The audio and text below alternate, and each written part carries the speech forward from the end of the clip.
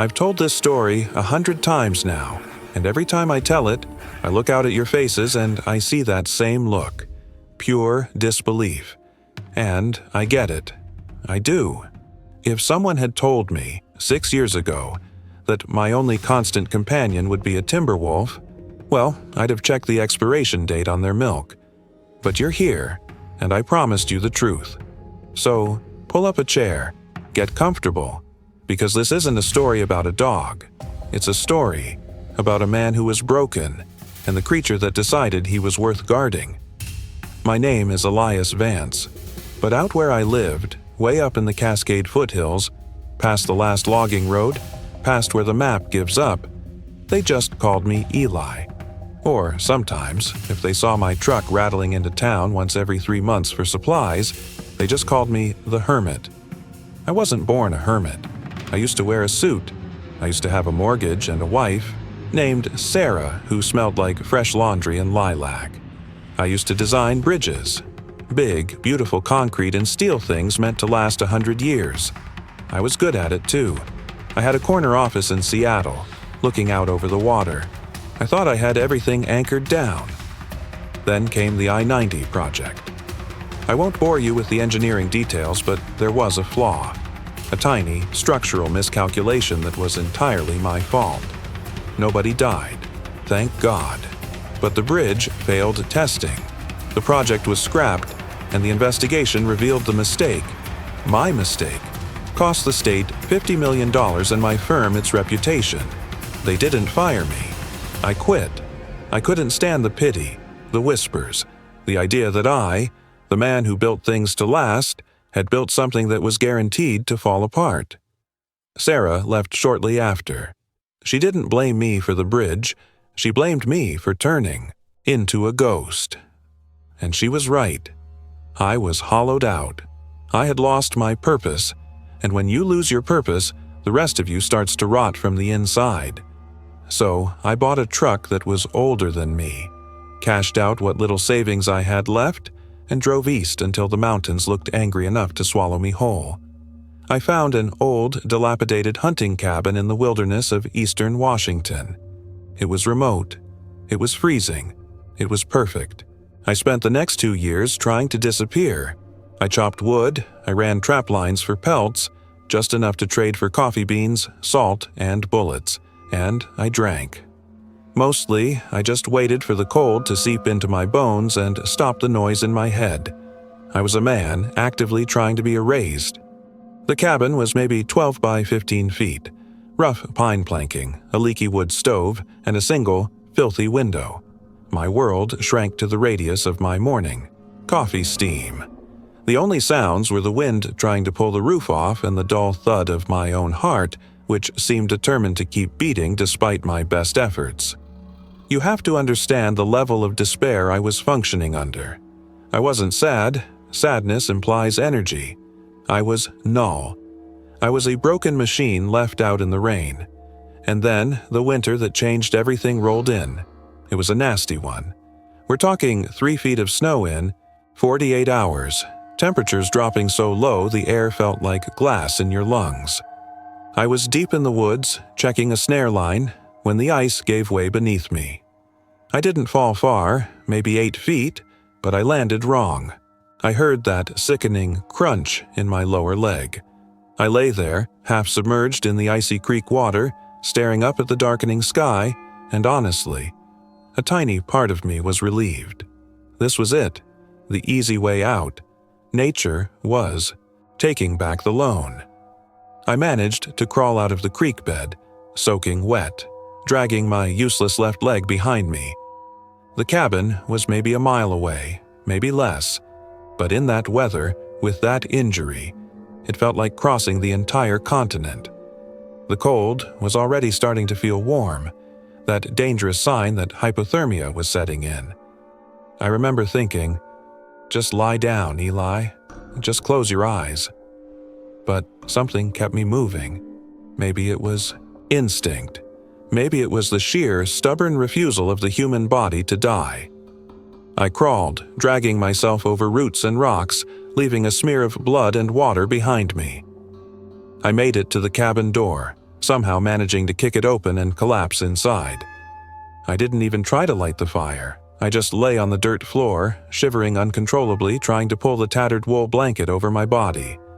I knew I was done for. Infection. Cold. Shock. It was a trifecta of doom. It was probably an hour later, maybe 2, when I heard it. A soft sound outside the cabin. Not the wind, not a branch breaking. It was breathing.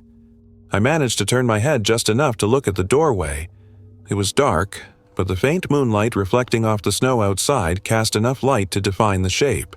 It was big, bigger than any coyote I'd ever seen.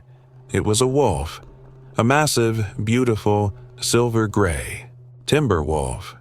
He was standing right there, framed in the doorway, maybe 10 feet away. He wasn't growling, he wasn't slinking. He was just standing still, head slightly cocked, watching me with eyes that glowed like amber in the dark. Fear is a funny thing. When you're already half dead, the fear doesn't hit you like a panic attack. It hits you like a cold, quiet dread. I knew what happened next. Wolves don't usually mess with humans unless they're starving, but I was easy pickings. A free meal. I tried to reach for the rifle I kept leaning against the wall, but my fingers were too numb, too weak. My arm just flopped uselessly. "Go on," I whispered, my voice raw and cracking. "Get it over with." The wolf didn't move. He just watched. I closed my eyes, waiting for the teeth, the pain. Nothing. Just the continued rhythmic sound of his breath. After what felt like an hour, I opened my eyes again. He was still there. He took one slow, deliberate step inside the cabin, sniffing the air. He wasn't focused on me, not exactly. He seemed to be focused on the smell of my blood and the cold air mingling. Then he did the strangest thing. He didn't lunge. He didn't retreat. He settled down. He walked past the threshold, turned around once, and lay right in the middle of the doorway, his massive head resting on his paws, facing out into the night. He was blocking the entrance. He wasn't trapping me. He was guarding the door. I thought I was hallucinating. The fever must have cooked my brain.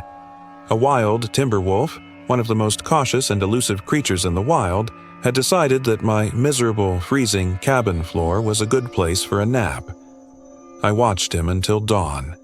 Every time I shifted, his ears would twitch, but he wouldn't look at me. He was listening to the forest. When the first weak light of morning filtered through the window, he stood up.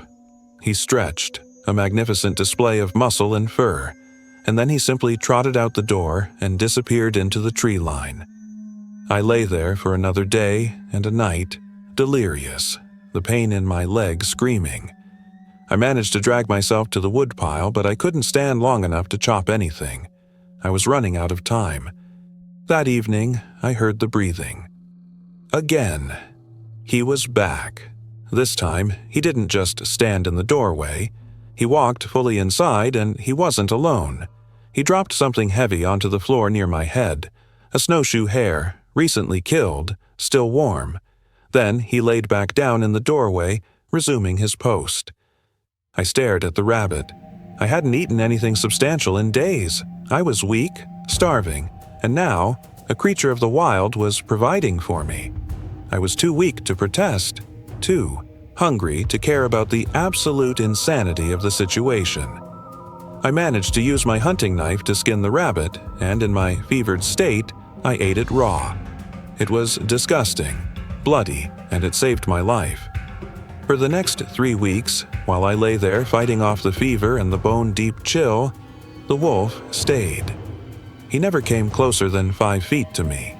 He never accepted any food I tried to toss his way, which was stupid, I know. You don't feed wild animals. But every evening he would appear, drop a kill, usually a rabbit or a grouse, and take his position in the doorway.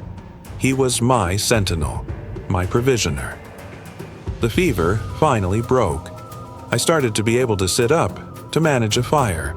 My leg was a mess, but I splinted it crudely and kept it elevated. The day I finally managed to crawl to the stove and boil water, I was lucid enough to start questioning reality. Why? I muttered to the ceiling. Why are you doing this, you crazy animal? I looked toward the doorway. He was there, of course. His coat was thick, his body lean and powerful. He looked like an ancient spirit of the mountains. I knew I couldn't call him the wolf. That was too generic for the creature who had quite literally dragged me back from the grave. He was too silent, too watchful, too much like a phantom that only appeared when the world was dark. Ghost, I said, testing the name. It felt right. Ghost didn't react to the name. He reacted to the sound of my voice. He lifted his head slightly, his amber eyes meeting mine for the first time in an unbroken gaze. It wasn't aggressive. It wasn't friendly. It was an assessment, a recognition. "You're stuck with me now, aren't you?" I asked him. He dropped his head back onto his paws, facing the wilderness. As I slowly healed, a painful, grinding process. Ghost never left. If I hobbled outside to relieve myself, he would rise and follow, keeping a respectful distance, always positioned between me and the deep woods. If I managed to chop a few pieces of wood, he would sit nearby, watching the perimeter. He wasn't my pet. He was too wild, too independent for that. He was a silent partner, a shadow, and that's when the truly bizarre part began to sink in. I had come to the wilderness to die, to escape my failure, my life, the man I used to be. I was broken, and I wanted to stay broken. But Ghost wouldn't allow it. His presence forced me into a routine. I had to eat the food he brought. I had to maintain the fire, not just for warmth, but because Ghost seemed to approve of the order. I had to focus on healing my leg because if I didn't, I couldn't go back out and start setting my own lines, which was the only way I could keep myself, and, yes, Ghost, supplied through the deepest part of the winter. He didn't save me by petting me or bringing me slippers. He saved me by imposing the ruthless logic of survival. My leg finally healed enough that I could walk without the splint. Just a bad limp. Maybe 3 months after the fall. The snow was starting to melt, turning the forest floor into a muddy, miserable mess. I remember the first time I walked out of the cabin, fully, intending to hike a mile north to check my old, neglected supply cache. I grabbed my pack, my rifle, and stepped out into the spring air. Ghost was waiting. He fell into step beside me, not leading, not following, but walking perfectly parallel, maybe 3 feet from my elbow. The silence between us was heavy, but it wasn't hostile. It felt like a pact. We walked that mile, the man who wanted to be broken and the wolf who refused to let him be, navigating the thawing wilderness. It was the first time in years I felt like I wasn't entirely alone. But more importantly, it was the first time I realized that my self-pity, my desire to fade away, was a luxury I could no longer afford. Not when I had a partner who depended on me to stay alive, even if his dependency was only in his own mind. I was still Eli Vance, the failed bridge builder, the man who ran away. But now, I was also the man who walked with a wolf. And that, folks, changes everything. It changes how you look at the woods, how you look at yourself, and definitely how you look at civilization. Because soon enough, I was going to have to go back to town. And I had a big, gray problem walking right beside me. That trip to town, that was going to be the real test. Because you can hide a broken man in the woods, but you can't hide a broken man and his wolf. And that's where the trouble really started. The trouble wasn't the limp, though that was bad enough. The trouble was that I was still carrying the burden of being Elias Vance, the failure, and now I had added the burden of being the keeper of a phantom. The first trip out, the one I mentioned, was just a scouting run to my old truck. It was parked miles away, hidden under a tarp near an abandoned logging spur. I needed to get it running, check the gas, and make sure the tires hadn't rotted off. Ghost walked beside me the entire way. It was spring thaw, remember, So the ground was mushy, slippery clay and decaying pine needles. Every step was a calculation for me, trying not to re-injure the leg. For Ghost, it was nothing. He moved like water flowing over stones, silent, effortless, perfect. We covered the distance in maybe 2 hours, stopping only when I needed to catch my breath. I noticed something then that I hadn't realized before. Ghost wasn't just walking with me. He was anticipating my movement. If I veered right to avoid a puddle, he would subtly shift his line to maintain the exact 3-foot buffer on my left. It was a dance, but I hadn't learned the steps yet. When we got to the truck, a beat-up dark blue Ford Ranger that looked like it had lost a fight with a bulldozer, I pulled the tarp off. Ghost froze. He'd never seen a vehicle up close. He sniffed the rubber tires, then the rusty fender, his whole body tense with caution. I spent an hour just coaxing the old engine back to life. It coughed, spat black smoke, and finally roared to life, shaking the whole cab. Ghost didn't bolt, which surprised me. He just backed up 10 feet and sat down, watching the machine with intense, critical eyes. "It's loud, isn't it?" I said, wiping grease off my hand. "It's how we get the coffee, buddy. Necessary evil." I knew I couldn't bring him into Blackwood Creek. Blackwood Creek wasn't much, maybe 100 people, a general store, a post office in the corner of the general store, and a gas pump that looked like it ran on hope, but it was still civilization. And a massive timber wolf walking down Main Street would trigger a panic faster than a wildfire in July, so I had to lay down the rules. My rules. I drove the truck a few hundred yards back down the logging trail, found a dense copse of cedar near a small running creek, and stopped. "Okay, Ghost," I said, opening the door. He was waiting outside the truck, having followed on foot. "This is it. You stay here. Don't move. Don't go hunting. Just wait." I knew the instruction was useless. He was a wild animal. I couldn't command him like a Labrador, but I had to try. I got back in the truck. He watched me, his head slightly lowered, those amber eyes locked on mine. He looked contemplative. I drove away slowly, checking the rearview mirror. He remained exactly where I left him, sitting patiently by the creek. I drove the 10 miles into Blackwood Creek with my heart hammering against my ribs. It wasn't just the fear of being seen by Sarah's relatives or old co-workers, though that was always a faint, sick feeling. It was the fear of what I had left behind. If anyone saw him, they wouldn't ask questions. They'd shoot first and apologize later. A wolf that calm around humans is either sick or trouble, and in these parts, either condition warrants a bullet. I pulled up next to Agnes's general store. Agnes had run that store since the Nixon administration, and she knew everything about everyone within a 50-mile radius. She was the oracle and the judge of Blackwood Creek. I limped inside, trying to look normal. You know, just a regular guy who smells like pine smoke and hasn't had a proper shower in 7 months. Agnes was behind the counter, looking over her reading glasses at a crossword puzzle. She didn't look up immediately. "Well, look what the cat dragged in," she said, her voice dry as sawdust. "Eli Vance. Thought maybe the mountain finally swallowed you up, dear." "Morning, Agnes. Just needed coffee, salt, and some 9mm rounds." She finally looked up, and her eyes, sharp as obsidian, took in the whole picture. The long hair, the beard, the slight tremble in my hands, and the unmistakable protective stiffness in my left leg. "You look like hell," she stated. "You been hurt?" I shrugged, grabbing a bag of grounds. "Slipped on the ice. Stupid mistake."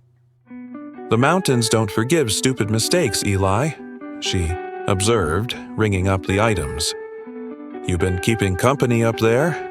I froze, holding the salt shaker. Had she seen Ghost? Was there a rumor? "Just the usual company, Agnes. Wind and trees." She leaned closer, dropping her voice to a conspiratorial whisper, even though the store was empty. "Silas Miller was in here yesterday. Said he saw fresh tracks on the old spur road. Big tracks, Eli. Too big for a coyote." Silas Miller, the man who owned most of the grazing land south of the creek. A hard man who loved two things, his cattle and his rifle. If Silas saw large wolf tracks near my truck, he'd be tracking them back to the source faster than a hungry bear. My throat went dry. "Must have been a big dog, Agnes." She gave me a look that said, "Don't lie to the Oracle." "Dogs don't walk like that, Eli. They don't have that stride. Silas said it was a wolf, a big one, and he's got his mind set on finding it." I paid quickly, my hands shaking now not from the cold, but from adrenaline. I had to get back. Now. "You take care of that leg, Eli," Agnes called after me, "and you be careful what you let walk up to your cabin." I didn't answer. I just got in the truck and slammed the door. The drive back was a blur of dust and anxiety. I kept imagining Silas, maybe with his son, tracking Ghost, setting up snares, or just waiting in the shadows. When I reached the cedar grove, I killed the engine instantly and scanned the area. Silence. My heart sank. He was gone. He'd done what a wild animal was supposed to do: run when the noise stopped or gone off to hunt. I had failed the first simple test. I got out of the truck feeling the immediate weight of loneliness again. It was worse now than before I met him. "Ghost!" I called out, my voice rough. "Ghost, come on." Nothing. Just the sound of the creek trickling nearby. I grabbed my rifle, cursing my stupid reliance on a wild creature. I should have known better. Then I heard a small sound, a soft, almost imperceptible thump from the passenger side of the truck bed. I walked around. There he was. Ghost wasn't gone. He was lying down in the shadow of the truck, completely camouflaged by the brush and the darkness of the undercarriage. His head was up, and he was watching me with that familiar, steady gaze. He hadn't left the spot. He had just adjusted his position to be less visible while waiting. He wasn't relying on me for direction. He was relying on himself for safety while maintaining his post. The relief that flooded me was so intense it was dizzying. I knelt down, ignoring the mud and the pain in my knee. "You absolute idiot," I whispered, smiling for the first time in years. "You stayed." He let out a low, soft exhale, not a growl, not a whine, just a sound of acknowledgement. I loaded the supplies into my pack and we started the hike back to the cabin. The journey felt different now. The threat from Silas had made the bond real. It wasn't just about survival anymore. It was about protection. I realized I was no longer trying to protect myself from the world. I was trying to protect Ghost from the world of men. And that was a much harder job. Over the next few months, as the wilderness woke up for summer, our partnership solidified into a rigid, strange routine. Ghost never came into the cabin again, not after I was healed. He spent the days outside, usually perched on a rock outcrop maybe 50 yards away, where he could observe the entire valley approaching the cabin. At night, he slept under the porch overhang, close enough that I could hear his deep, steady breathing through the thin wooden floor. I got stronger. The limp faded to a slight stiffness. I started running my trap lines again, not just for survival, but because I needed the activity. I needed the sense of purpose that Ghost's presence demanded. I started building things again. Not bridges, thank God, but I fixed the cabin roof, patched the leaky stovepipe, and built a sturdy woodshed. I was using my hands, applying logic and engineering principles to something small and immediate, and the noise in my head finally started to quiet down. Ghost watched all of this industry with silent approval. He seemed to prefer order. If I left a pile of cut wood sloppy, he would look at it, then look at me, and let out a soft, judgmental puff of air. I swear to you, he did. But the most fascinating part of our life together was the hunting. I was a decent hunter, but I was slow and noisy compared to a wolf. Ghost, however, was a master. He was the most efficient predator I had ever witnessed. He never hunted right next to me. He would disappear for hours, sometimes a full day, and come back with game. But he wasn't feeding me anymore. He was often hunting for himself, or maybe for his pack if he had one hidden deep in the mountains, though I never saw evidence of other wolves near the cabin. What he did, though, was guide me. I remember, one afternoon, I was struggling to track a deer I knew was wounded. I had lost the blood trail in a thicket of ferns. I was standing there, frustrated, when Ghost appeared silently on the ridge above me. He didn't make a sound. He just looked at me, then turned his head slowly, deliberately, toward a specific stand of ancient hemlock trees maybe a quarter-mile away. He held that gaze for a long moment, then looked back at me, waiting. I got the message. I followed his sightline, walked toward the hemlocks, and sure enough, there was the deer, bedded down and waiting. He did this constantly. He wouldn't hunt for me, but he would make sure my efforts were successful. It was like having a silent, highly skilled field scout. He was helping me become a better version of the hermit I already was. The biggest change, though, was communication. We never spoke in words, obviously, but we developed a language of stance, eye contact, and subtle movement that was more precise than many conversations I'd had with Sarah. If he was relaxed, flat on his belly with his tail barely twitching, the woods were safe. If he was standing rigid, ears forward, tail slightly raised, something was approaching, and I needed to grab the rifle. If he lifted his head and looked sharply behind me, it wasn't danger, it was an invitation. He wanted to go, on patrol. And if he ever looked directly into my eyes, holding the gaze for more than a second, it meant one thing. Pay attention. This is important. I learned that the wilderness wasn't just a place to hide. It was a complex, beautiful machine, and Ghost was the operator. I was just the passenger. The threat from Silas Miller didn't fade away. In fact, it escalated, forcing us to become even more cautious. Silas wasn't just a rancher. He was an old-school mountain man, and he hated wolves. He saw them as vermin, a threat to his livelihood, and a stain on the ecosystem. He had made it clear around Blackwood Creek that he was going to eradicate the large timber wolf that had been spotted in the area. One humid afternoon in late July, I was down by the creek doing laundry. Yes, I actually started washing my clothes. Ghost seemed to dislike the smell of stale sweat when I heard the distant, unmistakable sound of a gunshot. It wasn't a hunter's single shot. It was 3 quick reports, close together. A hunting rifle. Ghost, who had been lazily sunning himself on the porch, was instantly on his feet. He didn't run toward the sound. He ran toward me.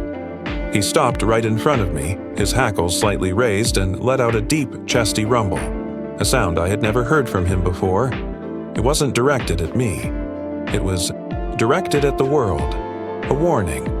I dropped the laundry basket. "What is it, Ghost? Where?" He turned his head toward the north ridge, the direction of Silas Miller's property line. Then he looked back at me, his eyes wide and urgent. He wasn't telling me to hide. He was telling me to follow. I grabbed the old Winchester from the cabin and started scrambling up the slope, my heart pounding. Ghost moved ahead of me, setting a pace that was nearly a run, but constantly checking back to make sure I was keeping up. We ran for about 15 minutes, dodging trees and scrambling over rocks until we reached the crest of the ridge. I dropped to my stomach, breathing hard, and looked down into the valley below. About 200 yards away, I saw them. Silas Miller, his son Billy, and a third man I didn't recognize, all on ATVs, armed with rifles. They weren't hunting deer. They were tracking.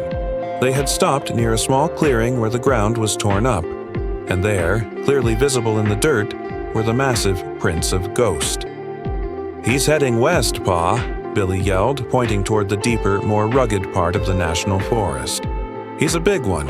Gotta be 80 pounds. Silas spat on the ground. "He ain't heading nowhere but the taxidermist boy. I want that head mounted. This is the one that got my prize calf last spring. They were close. Too close. and they were moving in the direction of the cabin. Ghost crouched beside me, flattening himself against the ground. He was utterly silent, but I could feel the tension radiating off his body like heat from a stone. I realized with a sickening jolt that they hadn't seen him yet, but they had been shooting at something. Then Silas lifted his rifle and fired again, this time aiming at a cluster of rocks near the creek. "Just making sure he knows we're here," Silas shouted, laughing. I looked at Ghost. He was a magnificent, powerful animal, capable of tearing any of those men apart. But he was also one wolf against 3 armed men who hated him. And if he fought, he would lose. And if he was caught, I would lose the only thing that had dragged me out of my personal grave. This was the moment of truth. I had to intervene. But how do you intervene in a wolf? Hunt without exposing yourself? I checked the wind. It was blowing toward the hunters, meaning they wouldn't smell us. I looked at Ghost. He was watching the men, but every few seconds his eyes flickered to me, waiting for my move. He was deferring. He was trusting me to handle the 2-legged predators. I raised my Winchester. I didn't aim at the men. I aimed at a towering dead snag, a lightning-struck pine about 20 feet to the right of the hunters. It was far enough away to be non-threatening, but loud enough to be noticed. Crack! The shot echoed through the valley. The men instantly spun around, dropping into defensive positions, rifles raised. "What the hell was that?" Silas bellowed. "Someone's hunting," Billy yelled back. I fired a second shot, this time slightly higher up the ridge, making it sound like the source was moving away from them. Silas, the veteran hunter, recognized the tactic instantly. Someone was sending a warning, or perhaps signaling that this territory was occupied. "Pack up," Silas commanded. "Someone's up high. We ain't getting flanked by some damn poacher." They quickly remounted their ATVs and roared off down the valley road, heading back toward town. I watched them disappear, the metallic roar of the engines fading into the distance. My heart rate slowly returned to normal. I lowered the rifle, my hands slick with sweat. I had just risked exposing myself to save a wolf, a creature that belonged to the wild. The man who wanted to disappear had just fired 2 warning shots into the air to establish his claim over a piece of land and the creature living on it. I looked down at Ghost. He rose slowly, shook the dirt from his coat, and walked over to me. He nudged my hand once with his wet nose, a silent, unambiguous thank you, and then turned and trotted back down the slope toward the cabin, resuming his post. He hadn't needed me to hunt or to survive the winter. He needed me to deal with the messy, complicated, and dangerous world of humans. He needed the man who understood the rules of civilization to run interference. That evening, sitting by the fire, I finally understood the full terms of our strange contract. I was the bridge builder who had failed humanity. But perhaps I could succeed at building a small temporary bridge between the wilderness and the world of men. I was the broken man, but now I had a purpose: to be the warden of the Ghost. And I knew with absolute certainty that Silas Miller would be back. The stakes had been raised, and next time I wouldn't be shooting at a dead tree. That night, the fire felt different. It wasn't just a source of warmth, it was a beacon, a small, defiant star in the vast, dark wilderness. I sat there, cleaning the Winchester, the smell of gunpowder still faint in the air, and I couldn't stop the adrenaline tremor in my hands. I had crossed a line. I was no longer just a hermit trying to disappear. I was actively engaging with the world I had fled, and I was doing it all for a wolf. Ghost was on his usual post, under the porch overhang, but he wasn't sleeping. I could hear him shift every time the wind rustled the pine needles. We were both on high alert. The silence between us was heavy with understanding. Ghost had shown me the danger of the wild, the cold, the hunger, the broken bones. But I had shown him a greater danger, the focused, organized malice of human beings. He had deferred to me because he knew I understood the language of bullets and boundaries. I realized then how deeply committed I was. My failure on the bridge had been about structure and calculation. This was about instinct and loyalty.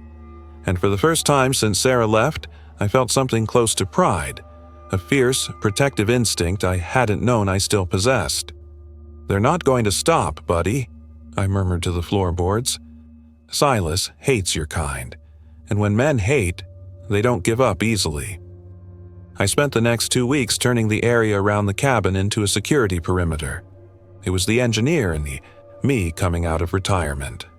I used my knowledge of topography and concealment to set up tripwires, not to harm, but to alert. I cleared brush to ensure clean sightlines and established secondary escape routes. I found myself thinking about angles, load-bearing capacities, of my resolve, not concrete, and failure points.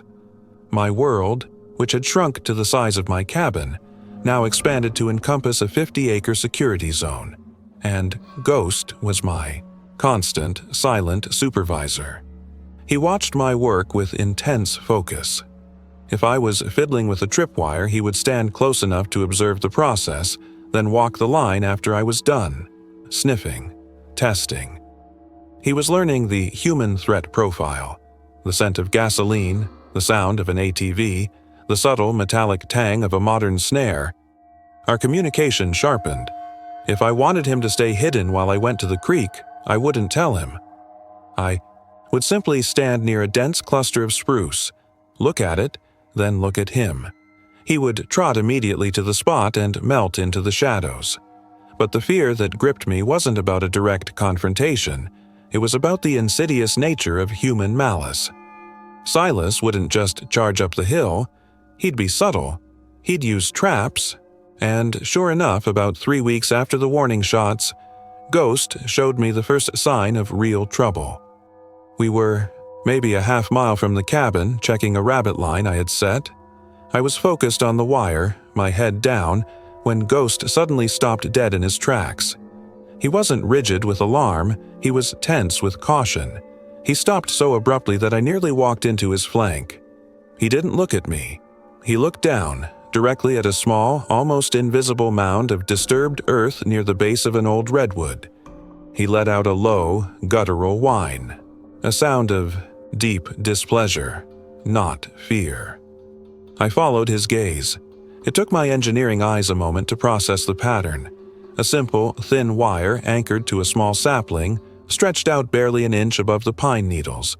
It was a professional-grade neck snare, designed not for rabbits but for something much larger and stronger, something with a large neck and powerful shoulders. It was placed right in the middle of a game trail, but it was also a trail, Ghost frequently used when patrolling the western boundary. My blood turned to ice. This wasn't random hunting, this was targeting. I pulled out my multi-tool, shaking with suppressed rage. I knelt down and began carefully dismantling the snare. It was wickedly effective, designed to tighten with the slightest pressure. Ghost stood over me the entire time, watching the wire, watching my hands. When I finally cut the cable and coiled it up, I looked up at him. "Silas," I growled, spitting the name out. "He knows this land, he knows the travel routes." Ghost didn't need the translation. He nudged the coil of wire with his nose, then looked toward the ridge where Silas's land began. It was a clear message. There are more. And he was right. Over the next few days, Ghost became my bomb-sniffing dog. We walked the perimeter methodically.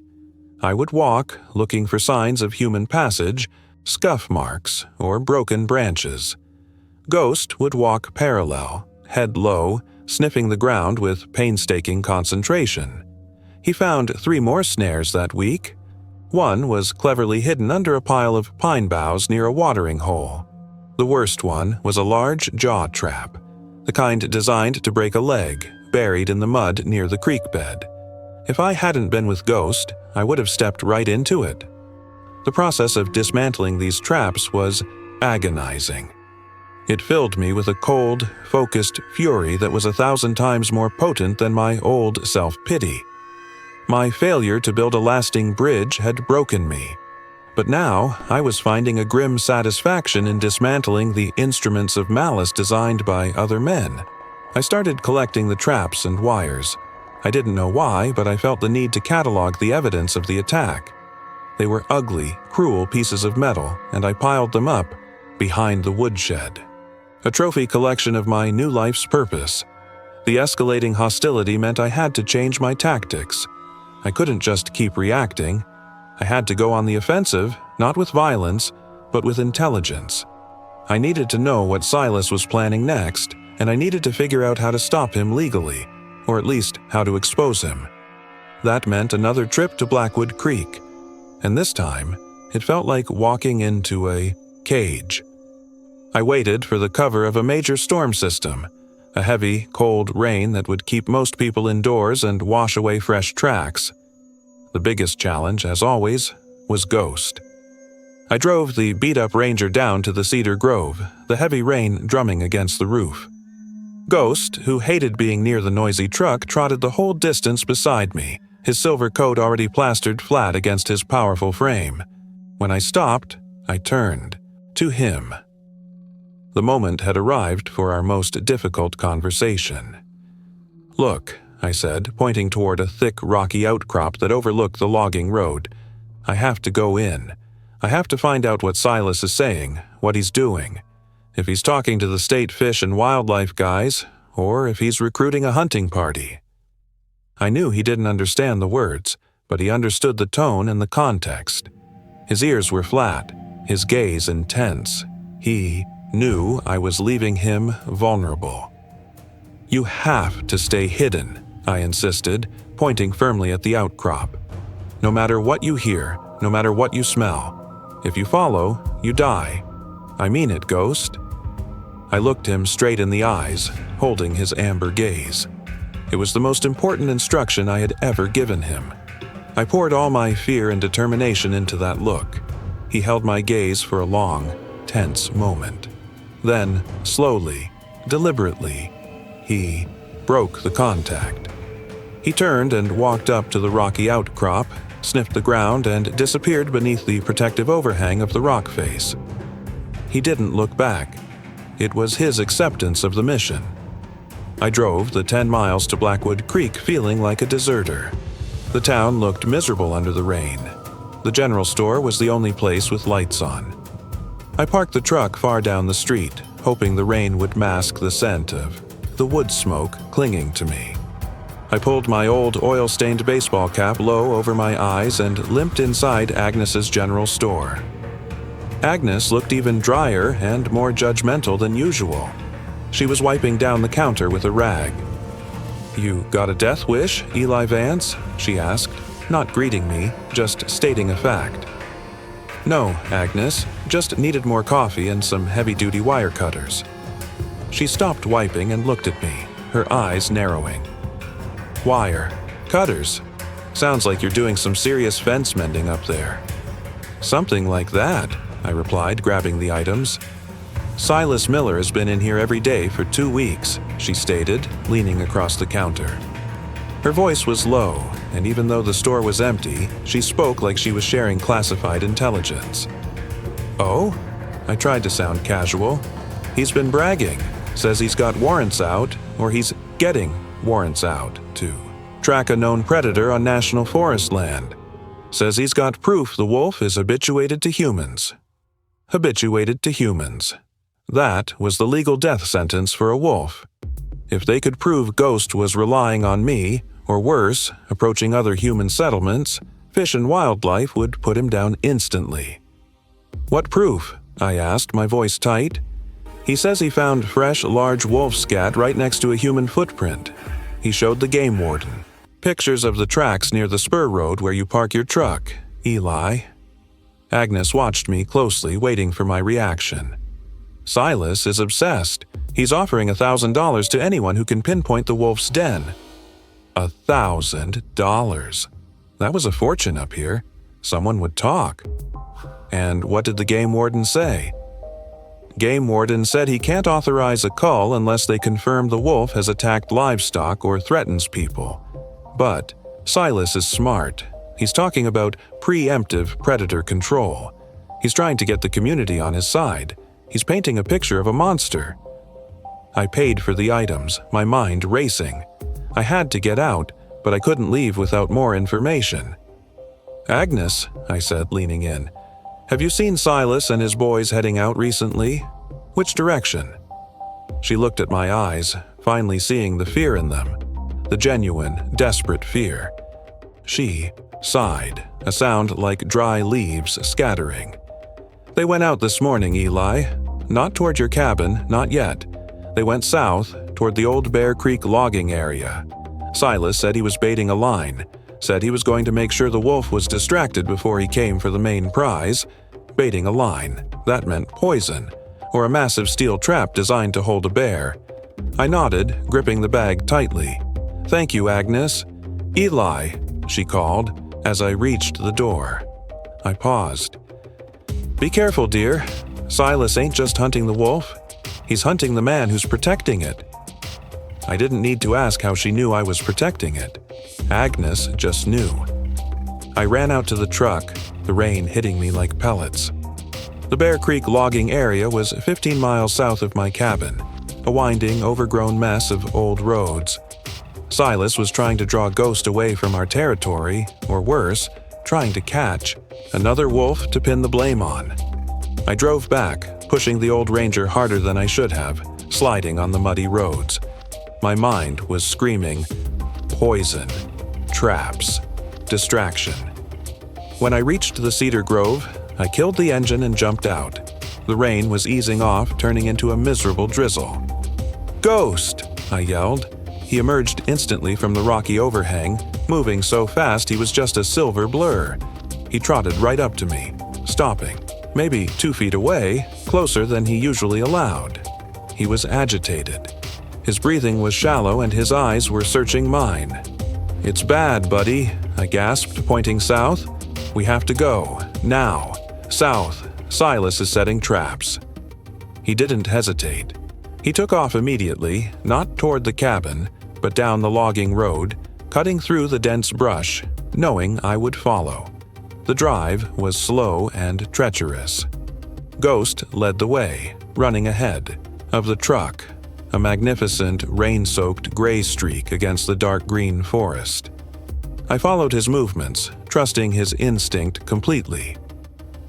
We reached the Bear Creek area 20 minutes later. It was a labyrinth of fallen timber and stagnant water, a perfect place to hide something terrible. I stopped the truck. Ghost was waiting for me at the edge of a deep, overgrown ravine. I grabbed my rifle and the new heavy-duty wire cutters. "All right, let's go." Ghost dropped into the ravine, moving silently. I followed, slipping and scrambling down the muddy slope. The air smelled wrong down here. Not just the damp earth, but a mix of stale grease and something sweet and meaty. Bait. Ghost stopped suddenly, freezing halfway down the ravine. He didn't look at me. He looked intently at a cluster of ferns maybe 50 feet ahead, where the ravine floor flattened out. He let out the same low, guttural whine he had made when he found the next snare. I moved forward slowly, the rifle ready. I didn't see anything, just ferns and mud. Then I heard it, a faint, metallic clink. I dropped to my knees, pushing aside the ferns, and there it was. Not a snare, not poison. It was a massive, custom-made steel cage trap, the kind used to relocate large bears, but modified. It was anchored deep into the ground with steel cables. The door was propped open with a delicate tripwire, and inside, sitting on a bed of fresh pine shavings, was a huge chunk of smoked ham. Silas hadn't used poison, which was risky to his reputation. He was trying to capture Ghost alive, prove he was habituated, and then turn him over to the authorities for execution. This was professional. This was calculated. I looked back at Ghost. He was still standing on the slope, his body language communicating. Absolute revulsion. He wouldn't go near the trap, but he wouldn't run either. He was watching me, waiting for the bridge builder to dismantle the structure. I crawled forward, staying low, checking every inch of ground for secondary devices. Silas was a meticulous hunter. It took me a full 10 minutes to reach the trap. The smell of the ham was overpowering. I could see why a hungry wolf would go straight for it. I used the wire cutters to snip, the small tripwire holding the door open. The massive steel door slammed shut with a sickening, heavy clang. The noise echoed through the ravine. I quickly cut the bait wire and pulled the heavy ham out. As I backed away, I heard a sound from the ridge above us. A human cough. I froze, instantly realizing our mistake. The trap wasn't the main attack. It was the noisy distraction. I scrambled up the side of the ravine, Ghost right behind me. We reached the crest, and I scanned the tree line. Nothing. Just the dense, dripping forest. Then I heard the sound again, closer this time, and accompanied by the metallic squeak of a safety being taken off a rifle. Silas Miller hadn't been baiting the trap for Ghost. He had been baiting the trap for me. He knew I would try to dismantle it. He was waiting for me to expose myself. "Vance!" A voice boomed through the trees, muffled by the distance, but heavy with malice. "I see you, hermit. You think you can protect that vermin? That wolf is coming down one way or another." I didn't answer. I grabbed Ghost's scruff, the first time I had ever physically touched him, and pulled him backward, deeper into the thicket of pines. "Go!" I whispered urgently. "Run!" Ghost understood. He didn't argue. He turned and plunged into the undergrowth, moving like a phantom. I turned and ran the opposite way, drawing the attention away from him. I needed to get back to the truck, but more importantly, I needed to draw Silas away from Ghost's escape route. I heard the sound of footsteps crashing through the brush behind me. Not Silas, but probably Billy, younger and faster. I ran toward a large, shallow creek bed, kicking up mud and making as much noise as possible. I was leading them on a chase, the broken man suddenly playing the part of the decoy. I heard another gunshot, a warning shot, aimed high. They knew where I was. I reached the creek bed and plunged in, using the water to mask my trail, running in a wide arc back toward the general direction of the ranger. This was no longer a game of defense. This was war. Silas had escalated from traps to hunting me, the protector.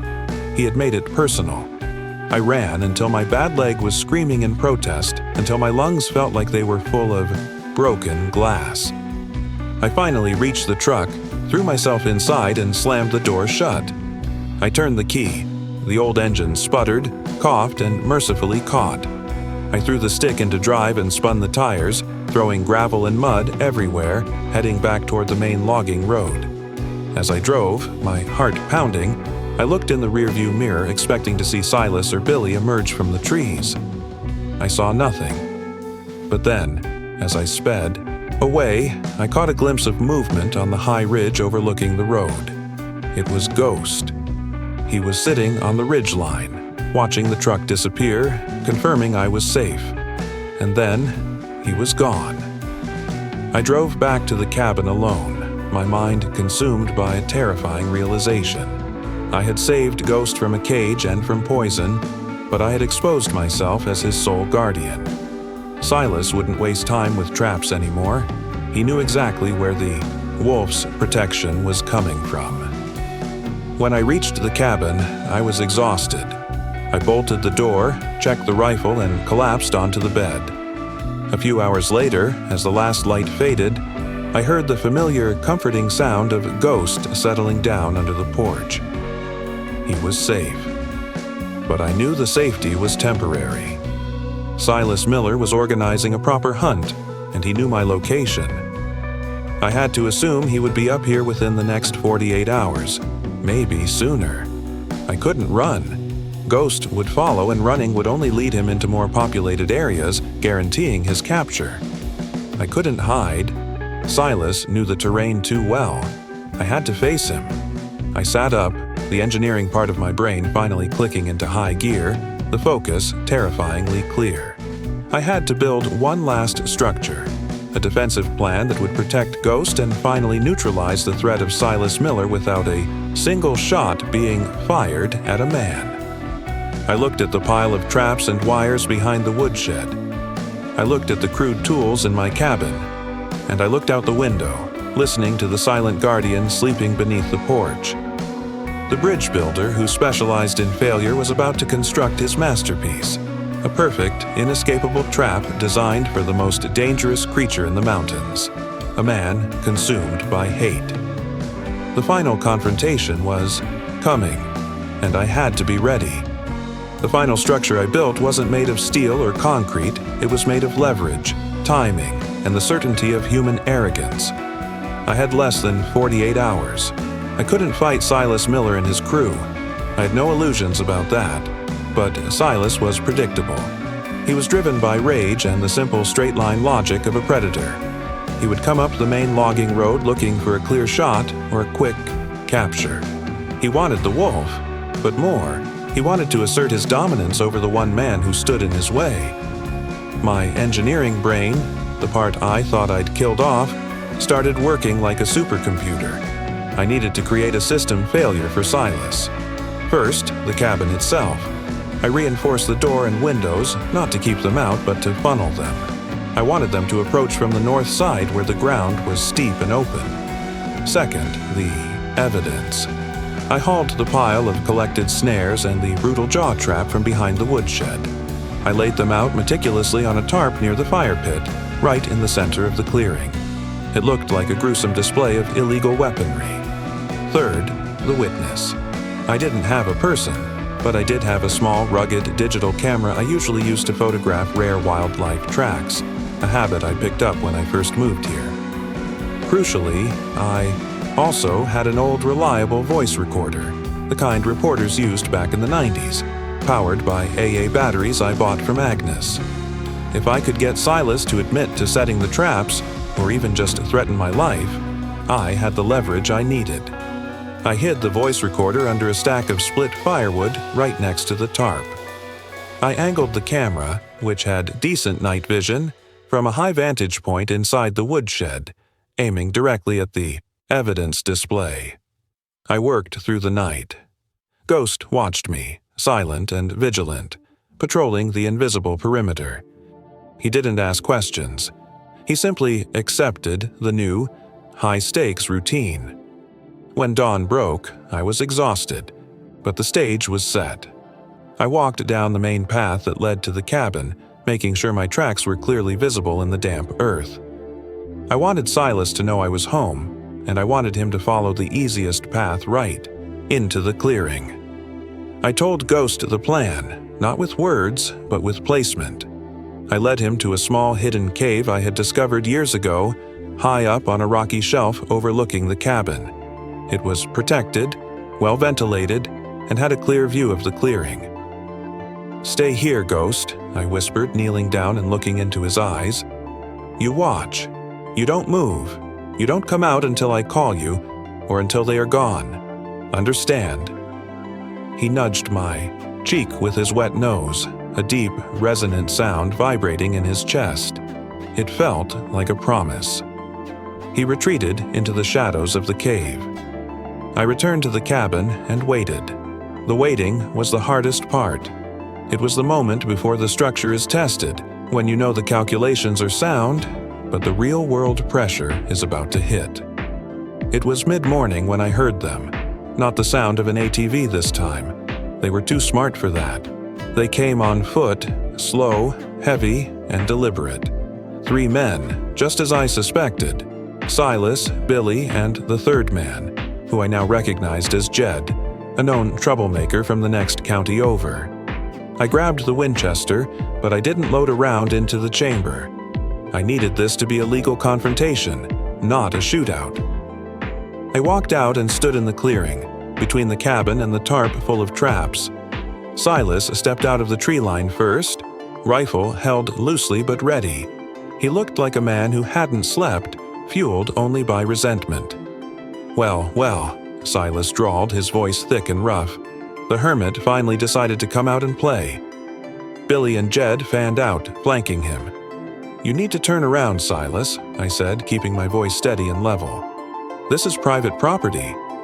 Silas laughed, a dry, hacking sound. "Private? This is National Forest land, Vance, and I'm here under the premise of predator control. That wolf of yours has been confirmed to be habituated. You feeding it, old man?" "I haven't fed that wolf since the fever broke," I stated, "and he's not a pet. He's a wild animal who knows better than to trust your kind." Silas took a step forward, his eyes fixed on me. "You're protecting a $50 million mistake, Vance. That wolf is vermin. You think you can hide up here and play warden? We're taking him. Out.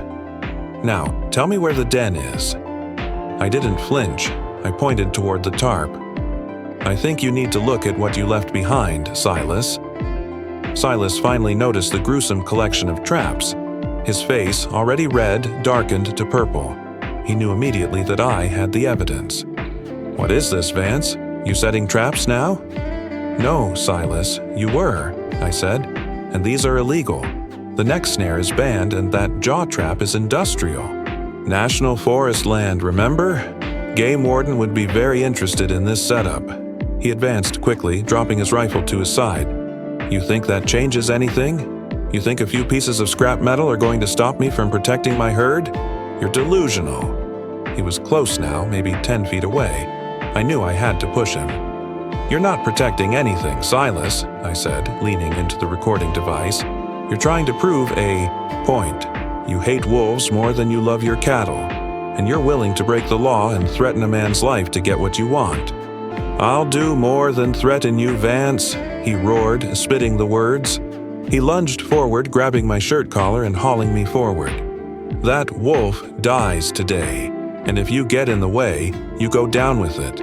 I'll tell the warden it was self-defense against a crazy hermit." Click. I had discreetly activated the voice recorder's safety stop, ensuring the threat was captured. Silas shoved me hard. I stumbled back, landing painfully near the firewood stack, right next to the recorder. "Where is he, Vance? Where's the ghost?" "He's where he needs to be," I gasped, rubbing my bruised shoulder. Just then, Billy, who had been nervous the whole time, yelled, "Pa, look!" A sound cut through the tension. Not a growl, but a sharp, clean whistle. It was a signal I had created. 2 long blasts, 1 short. The all clear for ghost. Silas spun around, expecting the wolf to burst from the shadows, but the sound didn't come from the woods. It came from a man standing 20 yards down the path, wearing an official green jacket and holding a clipboard. It was the state game warden. "Mr. Miller," the warden called out, his voice calm and authoritative. "I believe we need to talk about those illegal traps you seem to be displaying." Silas froze, his face a mask of shock and betrayal. "Warden," Silas stammered. He set those. He's protecting a killer." The warden walked slowly toward the clearing, his eyes taking in the scene. The display of illegal traps, the 2 armed men, and me, disheveled but standing firm. "Mr. Vance contacted me yesterday morning," the warden said, stopping next to the tarp. He filed a detailed report about finding multiple restricted snares on National Forest property, which he suspected were set by you, Mr. Miller. He also reported repeated harassment and threats. The game warden looked at the jaw trap. "This is a felony, Silas, and I just witnessed you assaulting Mr. Vance and threatening his life." Silas was utterly defeated, caught in the structure of my plan. He had been so focused on the wolf, he never considered the man might use his brain, the very thing that defined him, to build an inescapable legal trap. Billy and Jed looked at each other, realizing they were now accessories to a felony. They slowly lowered their rifles. The confrontation dissolved into the dry, tedious reality of paperwork, fines, and legal threats.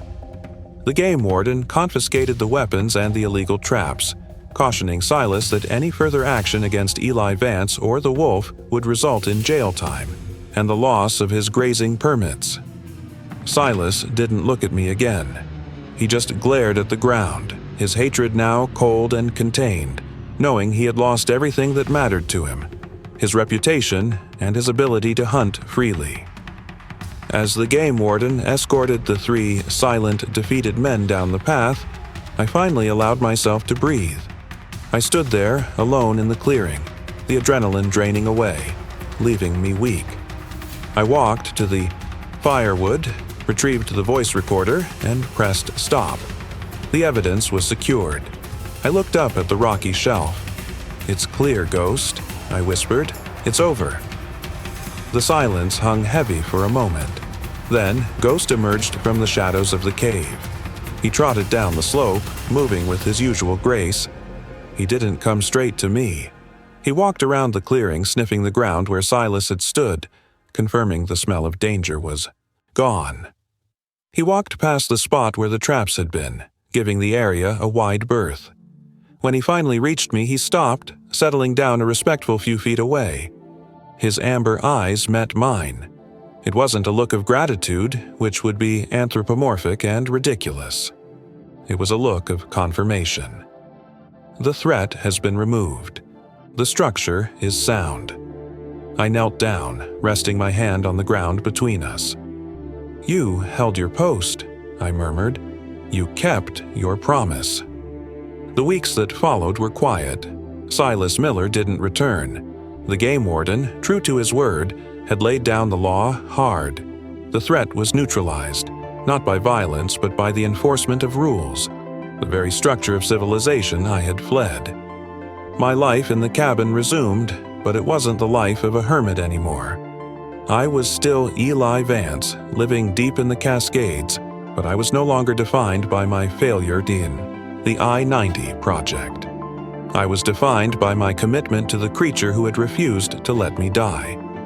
Ghost and I were partners, and the terms of our partnership had matured.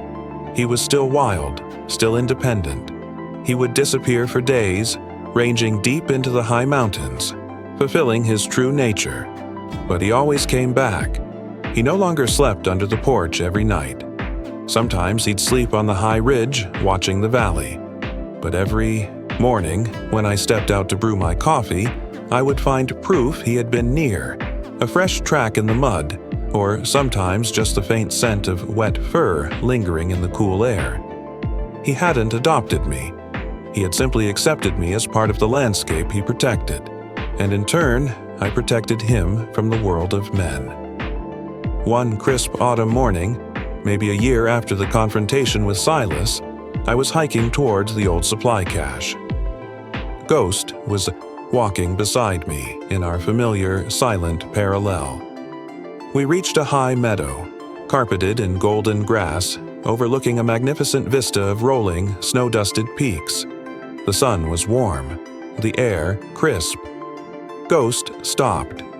He looked out over the valley for a long time.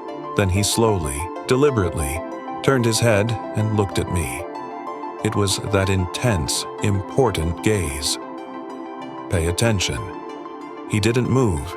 He just looked at me, the man who had been broken, the man who had rebuilt himself on a foundation of mud and loyalty. I understood. This was his territory. This was our life. I nodded. "I'm not leaving, buddy," I whispered. "We're anchored down now." He lowered his head slightly, a subtle acknowledgement of the pact. Then he turned and trotted into the meadow, his silver coat gleaming in the sun, a perfect, powerful shadow against the gold. He was the ghost of the wild, and I was the man who walked beside him. I never did build another bridge for the state of Washington. I never designed a skyscraper. But I built something far more resilient, a life that didn't rot from the inside. A life that understood that sometimes the greatest structures are not made of steel and concrete, but of trust, silence, and the fierce, simple logic of survival. I still go into Blackwood Creek sometimes, and Agnes still calls me the Hermit. But I don't care anymore, because I know the truth. I am Elias Vance, the man who was saved by a wolf. And that, folks, is the whole story. Now, if you'll excuse me, I think I hear a low, familiar sound outside, and I'm pretty sure it means it's time for a walk. Good night.